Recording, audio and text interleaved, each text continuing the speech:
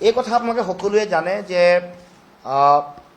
Exit পোলে exact যিটো শুদ্ধ যিটো ফলাফল সেইটো কেতিয়াও উলিয়াব পৰা নাই আৰু ইতিহাসে পৰিসংখ্যাই বিগত বিভিন্ন এক্সিট পোলৰ তেওঁলোকৰ যিবোৰ ফলাফল তেওঁলোকে লৈ আহিছিল সেইবোৰে বহুবাৰ ভুল প্ৰমাণিত কৰিছে আৰু বিশেষকৈ শেহতীয়া 10টা বিধানসভা আৰু লোকসভাৰ এক্সিট পোলৰ ফলাফলৰ তেওঁলোকৰ বিফলতাৰ হাৰটো 57%, তাৰমানে অলমষ্ট 60%, 60-40 খেল, তাৰমানে অল্টাৰনেট প্ৰতিটো এটা নিৰ্বাচনৰ পিছৰ নিৰ্বাচনটোতে প্ৰতি দুটা নিৰ্বাচনৰ এটা নিৰ্বাচনৰ এক্সিট পোলৰ ফলাফল ভুল।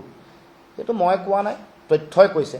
আৰু এই গোটেই এক্সিট পোলৰ মূল উদ্দেশ্যটোৱে থাকে ৰাজনৈতিক এজেণ্ডা ফিট হৈ থাকে তেওঁলোকৰ ৰাজনৈতিক কিছুমান তেওঁলোকৰ দলক তেওঁলোকে নিজে ইয়াৰ যোগেদি প্ৰভাৱিত কৰিব খোজে, মানে এই ফলাফলৰ যোগেদি তেওঁলোকৰ কেইবাটাও এজেণ্ডা ৰাজনৈতিক এজেণ্ডা ফুলফিল কৰিব খোজে, কাৰণ অগত দিনে তেওঁলোকৰ লগত সম্পৰ্ক ব্যৱসায়িক মানে টকা পইচাৰ সম্পৰ্ক, দ্বিতীয়তে এটা নেৰেটিভ সৃষ্টি কৰি বাণিজ্যিক TRP ৰিলেটেড যিবোৰ কথা বতৰা এনেকুৱা ধৰণৰ গোটেই কথা বতৰাবোৰৰ লগত জড়িত হৈ আছে। গতিকে এই এক্সিট পোলে এইবাৰ মই ভাবোঁ যে অসমৰ জনগণক বিভ্ৰান্ত কৰিবৰ কাৰণে চিন্তা চৰ্চা কৰিছে আৰু এই এক্সিট পোলৰ যোগেদি অসমৰ ৰাইজক প্ৰতাৰণা কৰিব খুজিছে। কাৰণ এইবাৰ আপোনালোকে সকলোৱে নিজে গম পাইছে যে আটাইতকৈ বেছি নীৰৱ যিসকল ভোটাৰ তেওঁলোকৰ ভূমিকা আটাইতকৈ বেছি।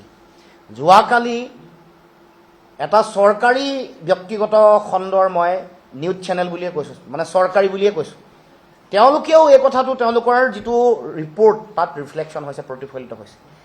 30টা চিটত যেতিয়া তেওঁলোকে 50-50 কৰিছে, তাৰমানে ধৰি লওক আমি আৰু লগত কেইটামান যোগ কৰিবলৈ দিম, তেওঁলোকক আজি কম যে আৰু কেইটামান আপোনালোকৰ নিজৰ মানুহ আছে কাৰণে বায়াছ হৈ কৰিছে, নিজৰ মানুহবোৰক বাদ দি বেলেগবোৰক 50-50 কৰিছে, এইবোৰো আজি যোগ কৰি ল'ব, মই দি দিম তালিকাখন।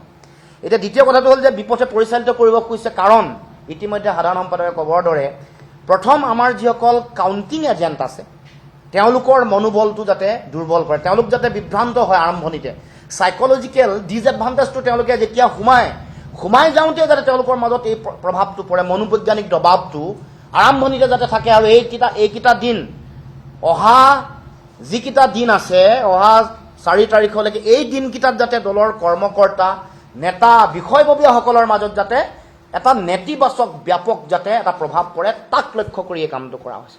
দ্বিতীয় কামটো, এই কামটোৰ যোগেদি বিষয়া যিসকল কৰ্মচাৰী আছে তেওঁলোককো প্ৰভাৱিত, কাৰণ যিহেতু নেক টু নেক ফাইট হ'ব, ক্ল'জ কণ্টেষ্ট খুব বেছি হ'ব। আপোনালোকে খবৰ ল'ব বিভিন্ন সূত্ৰত এইবাৰ 20ৰ পৰা 30টা এনেকুৱা সমষ্টি আছে য'ত সাংঘাতিক ক্ল'জ কম্পিটিশ্যন হৈছে, অতি বেছি ক্ল'জ কম্পিটিশ্যন হৈছে।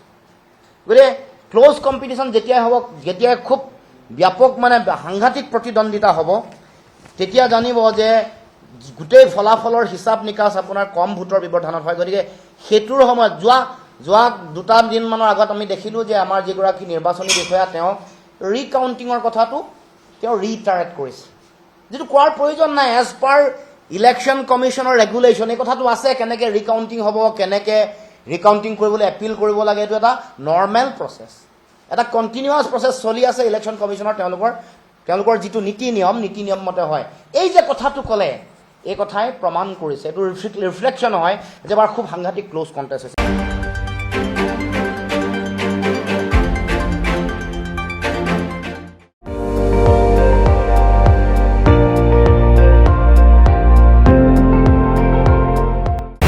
আপুনি চাই আছে ND24, সৰ্বশ্ৰেষ্ঠ নহয় সৰ্বোত্তমৰ দৌৰ।